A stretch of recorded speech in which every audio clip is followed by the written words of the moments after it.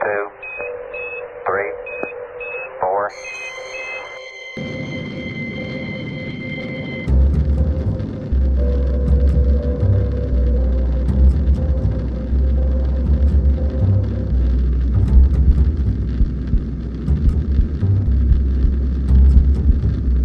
Pulp Culture Cafe presents classic sci-fi. In just a moment, X-1. But first, there's a certain water commissioner whose interest in the ladies sometimes overshadows his interest in civic affairs. His name is a familiar one, Throckmorton P. Gildersleeve, and he'll pursue his adventures tomorrow night when NBC Radio presents another comic episode of The Great Gildersleeve. So when you hear the familiar voice and hearty laugh of the water commissioner from Summerfield tomorrow, why, stay tuned and enjoy another romantic scramble with the one and only The Great Gildersleeve on this NBC station. And now stay tuned for X-1 on NBC.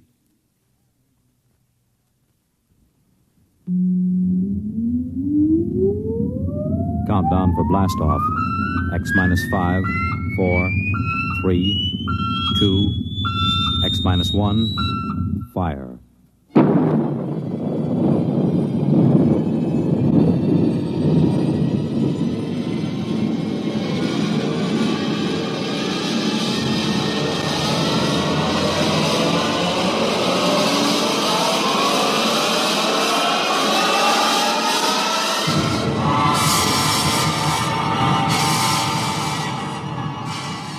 From the far horizons of the unknown come transcribed tales of new dimensions in time and space. These are stories of the future, adventures in which you'll live in a million could-be years on 1,000 maybe worlds. The National Broadcasting Company, in cooperation with Galaxy Science Fiction Magazine, presents X-1.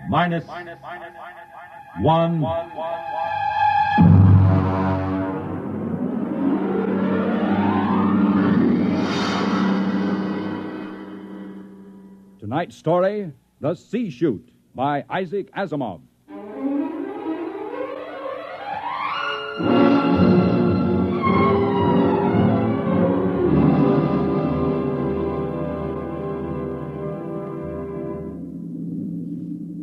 We were on our way home to Earth when it happened. 6 of us, coming home as passengers aboard the merchant spaceship Starfire.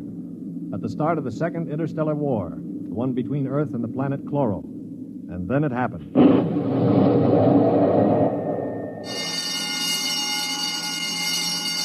Now hear this. Condition red. Condition red. We are under attack from a Chloran battlecruiser. All hands forward to battle stations. Passengers will remain confined to the after cabin. Condition red. We are being attacked. The interception by the Chloran cruiser, the murderous running jewel of energy blasts and force field defenses.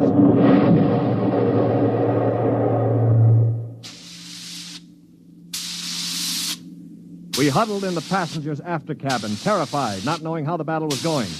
We could hear the desperate bursts of steam through the steering tubes as the Starfire maneuvered to dodge the enemy attacks. And then...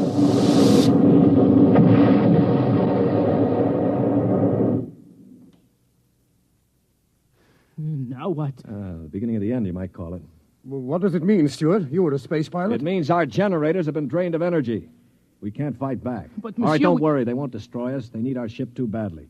They'll simply board us and take over. But what about the crew? The crew, Colonel? If they have any sense, they'll surrender. If they choose to fight, they'll... Now, they're coming aboard. Now, be very still. Oh, Mother in heaven, help us. Be still. If only those fools on deck will surrender without a struggle. They are fighting. Yes, it's the end. We've got to help them. All right, don't open that door. We just can't let them die. You can't help them. I'm going. Stop him! All right. Aristide! Shut the door quickly!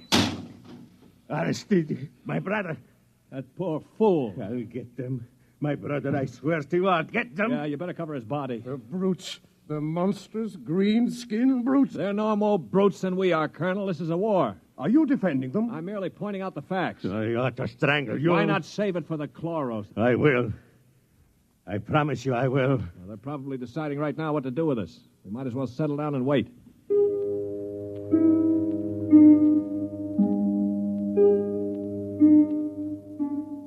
We sat there, the 5 of us, and listened while the Chloran invaders killed off the members of the Starfire's crew.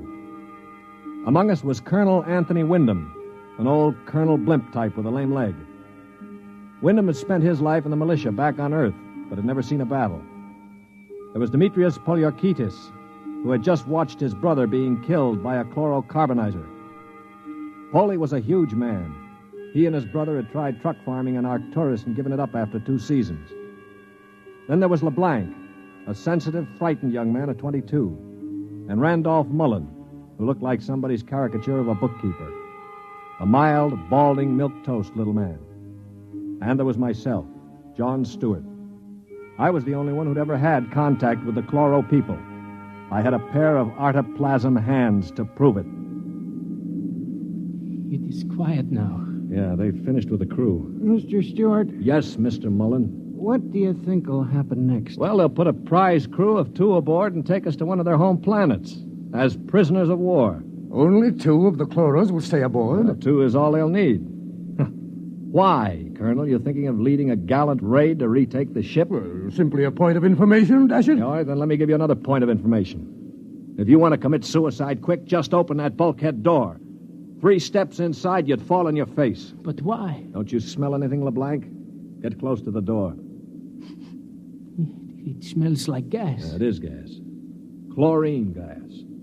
They breathe it like we breathe oxygen. They've chlorinated the whole crew's compartment. One big whiff of that and we'd all be dead. So just forget about rushing the Chloros. How do you know so much about their habits, Stewart? I lived on a Chloro planet for 6 months. You see these hands? They were mangled in the oxygenating machinery of my own quarters. They grew these artoplasm things and operated. They're weak, but at least I have hands again. Monsieur Stewart, Yeah. will they kill us? No. Why do you say that? Because, in their own way, they're gentlemen. Probably will be interned for the duration. You call them gentlemen. After they killed my brother in cold blood, you call them gentlemen. You know, Stewart, you sound more and more like a blasted Greenie sympathizer. Blasted, man. Where's your patriotism and loyalty? My loyalty is where it belongs, with honesty and decency, regardless of the shape of the being it appears in. This is a ridiculous war. Why are we fighting these people? We can live only on planets with oxygen, and oxygen is poison to them. They can live only in chlorine atmosphere, which is deadly to us. Yet we're fighting them over a bunch of worthless asteroids that neither of us can live on comfortably. Well, it's a matter of principle. It's a matter of stupid pride and greed. I don't like what you say, mister. Why not?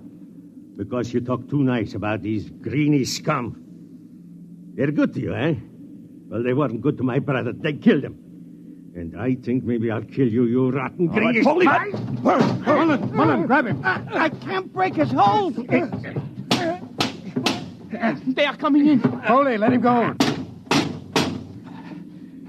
They saved your life this time. But when I'm finished with them... Quiet. I think they're opening the lock. Well, don't get between us. Foley, don't lose your head. They'll kill us all. I greet you, Earthmen.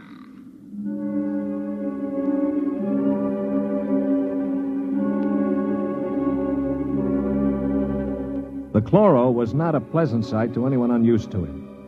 He was about the height of an Earthman, but the top of him was just a green stalk with eyes.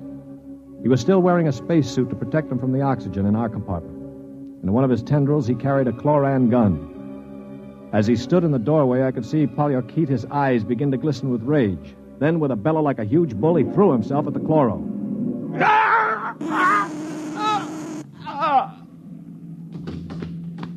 He is not dead, merely temporarily paralyzed.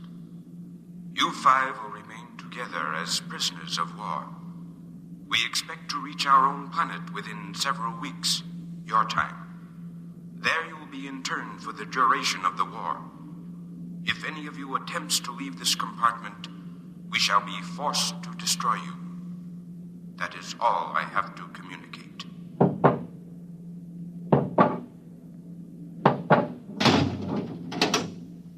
Hadn't we better do something for Mr. Poliorkitis? Oh, he'll be all right. Just hoist him up on the cot.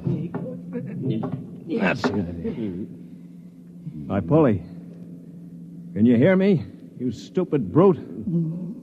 His voice is coming back. Yeah. Now, I know what's going on in that thick skull of yours, Polly. You think that when the paralysis wears off, you'll ease your feelings by slamming me around some more. Well, if you do, it'll be curtains for all of us. How do you mean, sir? None of you know the chloros the way I do. Unlike us, they assume automatically that any group of Earthmen they find together comprises a biological grouping, like an ant colony.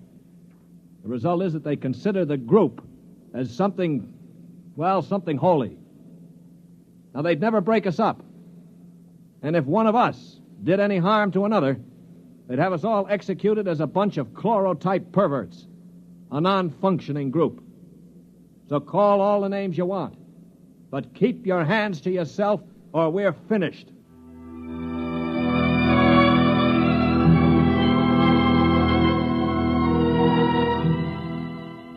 My little speech had a sobering effect on the group.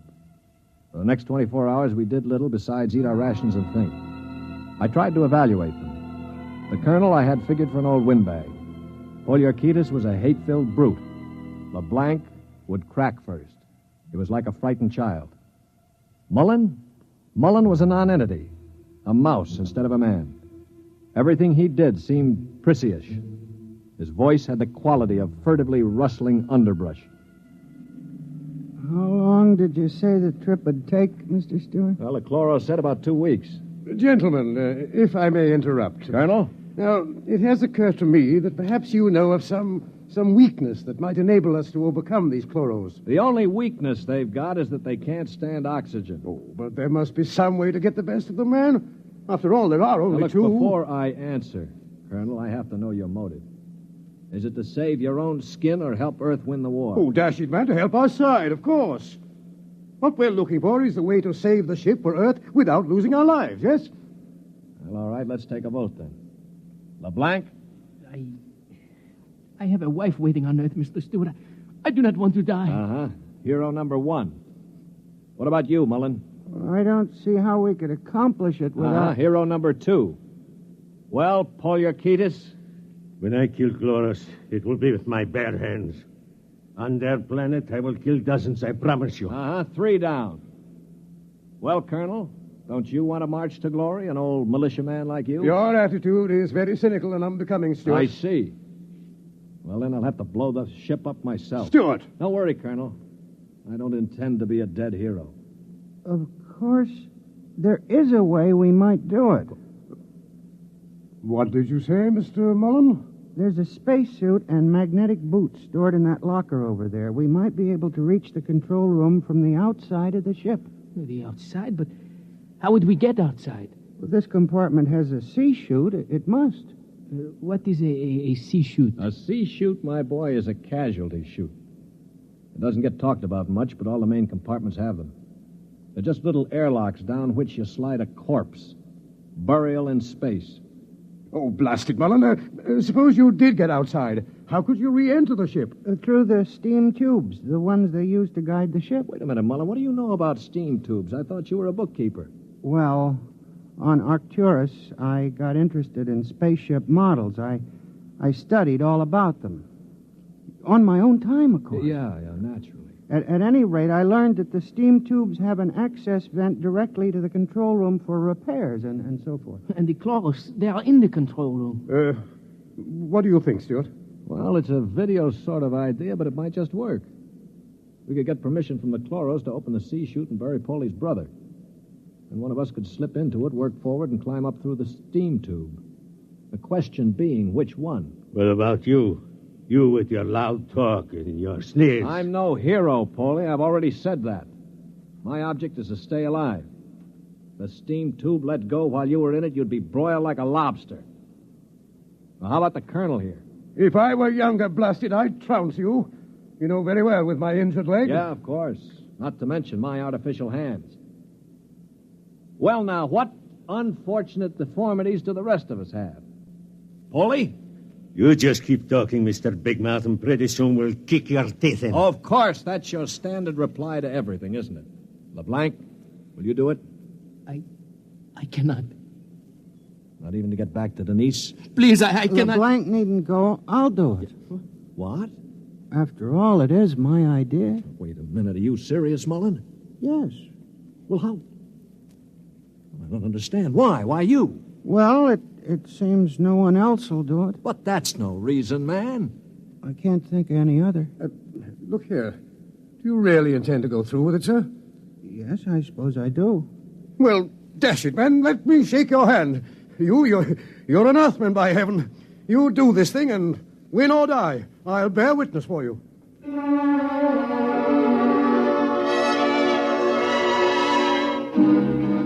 It was quite a moment.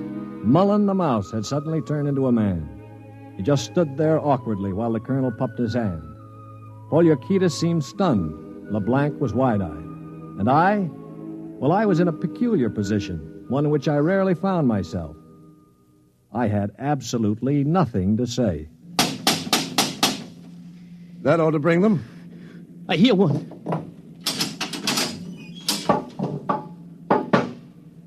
What is it, Earthman? One member of our unit is dead, as you know. We request permission to jettison his body out of the casualty chute. You may do so. You'll have to open the chute lock from the control room. I will do so. Is there anything else? No. Nothing else, thank you.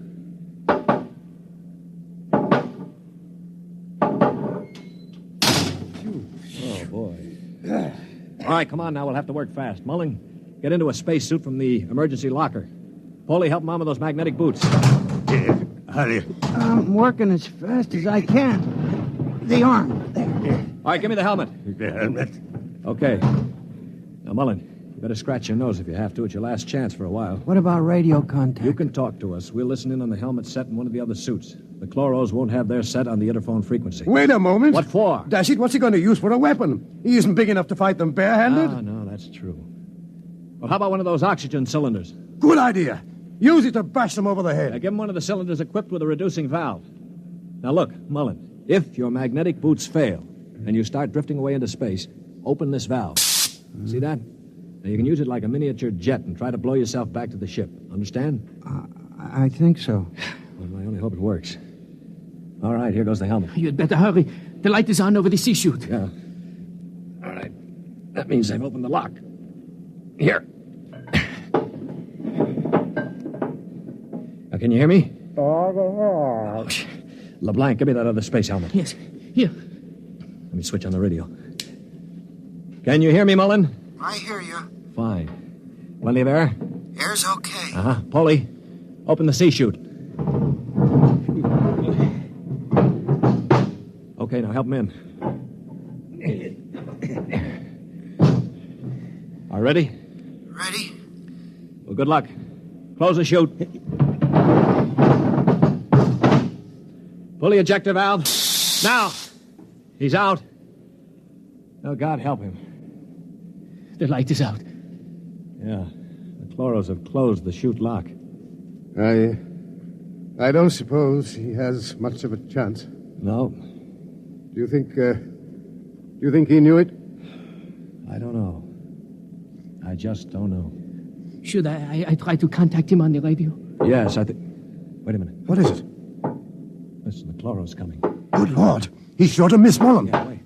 Polly, get your brother's body on the cot. Put a blanket over it. Pretend it's Mullen asleep. Polly, for heaven's sake. My brother. All right, you've got to do it, man. It's our only chance. Listen, if Mullen could go out there and Very risk well. I will do it.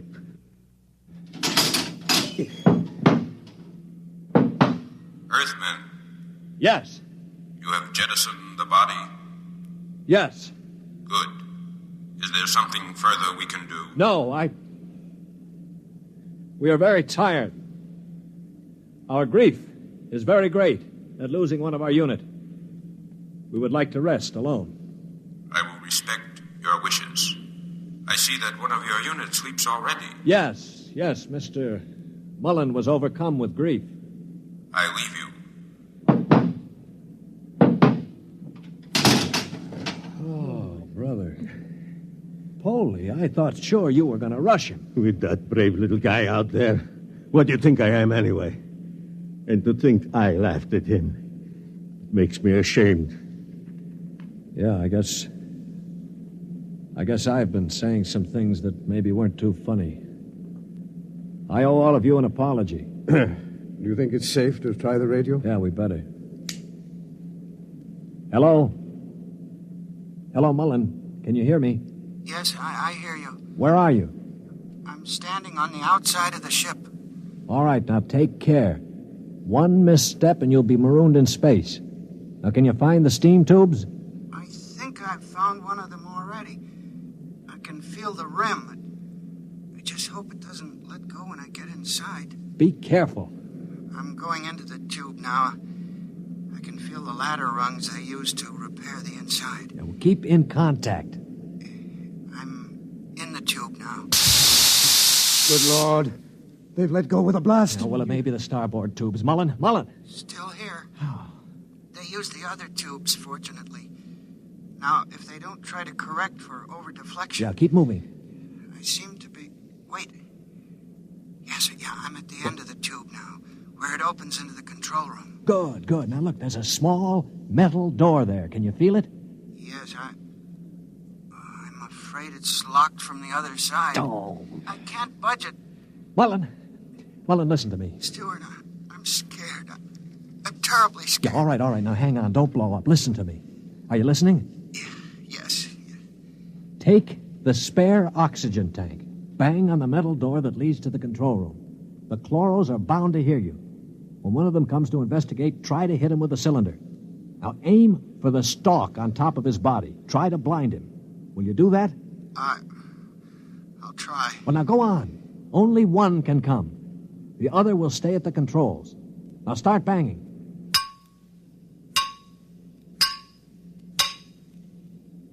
Any luck? No, Wait, I hear something. Something's opening the lock. The door now. I hear... Ah! Mullen, what happened? Mullen, can you hear me? Mullen!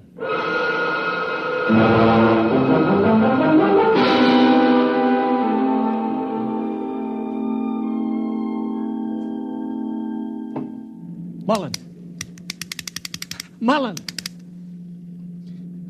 Oh, it's no use. They must have gotten him. Yeah, he was one brave little guy, that one. But suppose they have just got him in the control room. I mean, maybe he's not dead. Well, then maybe one of us could rush them. We could bang on the door and jump the chloro. Well, the first guy would be a cinch to die. But I would be willing to take the chance. You? Why not? I could try. Not you. I'm the strongest. I do it. Now, listen, you chaps. I'm an old man. I've got nothing to live for anyway. Suppose I throw myself at the ray gun. Wait a minute. What's going on here? 20 minutes ago, there wasn't one of you who'd risk his little finger to get us out of here. Now you're falling all over each other. Maybe Mr. Mullen teaches us a lesson, huh? Yeah. Okay, Polly, give me the wrench. I'll start banging on the door.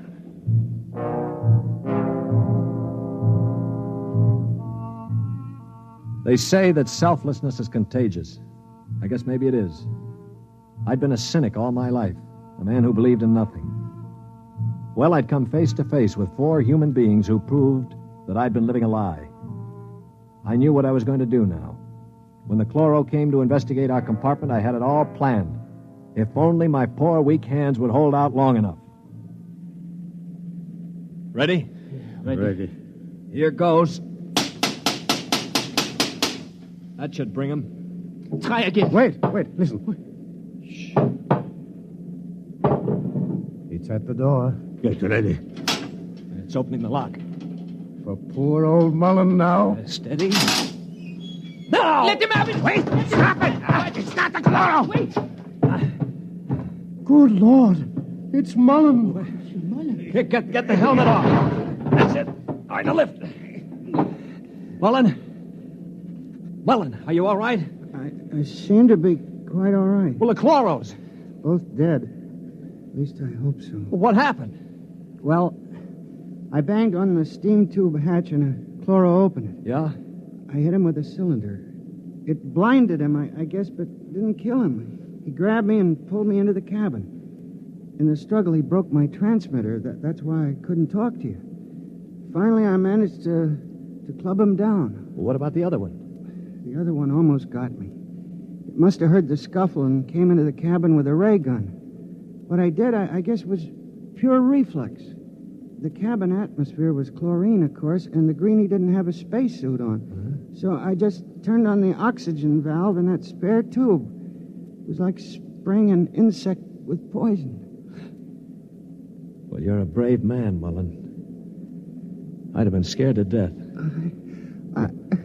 Mullen, what is it? Mullen.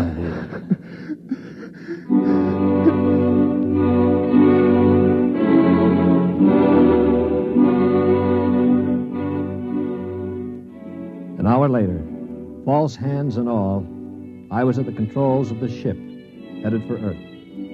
We'd gotten rid of the chlorinating equipment and restored the oxygen naturally. Mullen was asleep in the cabin under a sedative, or so I thought until the cabin door opened.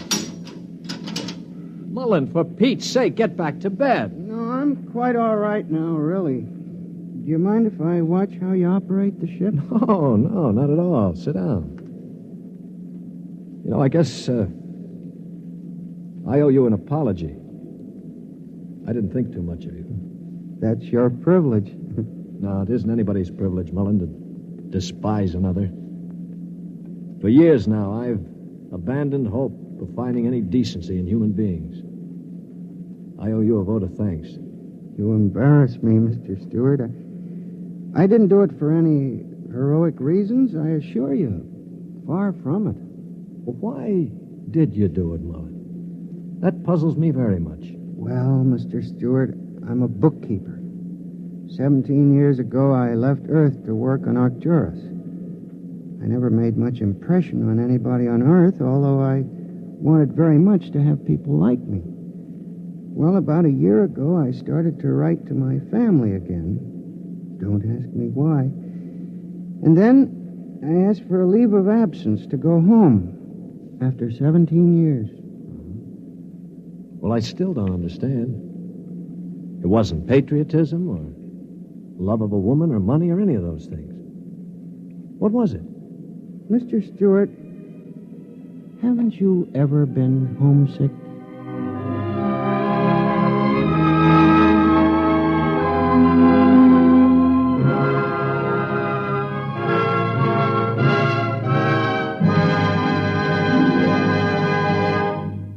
You have just heard X-1, presented by the National Broadcasting Company in cooperation with Galaxy's science fiction magazine, which this month features A Gun for Dinosaur by L. Sprague de Camp, a story of hunters in the bloodiest and most ferocious arena of all prehistoric Earth, where hunting reptile heavyweights is no job for human lightweights. Galaxy Magazine on your newsstand today. Tonight, by transcription, X-1 has brought you The C-Chute, a story from the pages of Galaxy, written by Isaac Asimov and adapted for radio by George Lefferts. Featured in the cast were Lyle Sudrow, Stan Early, Bob Hastings, Mercer McLeod, Danny Ocko, and John Gibson. Your announcer, Bill McCord. X-1 was directed by Daniel Sutter and is an NBC Radio Network production.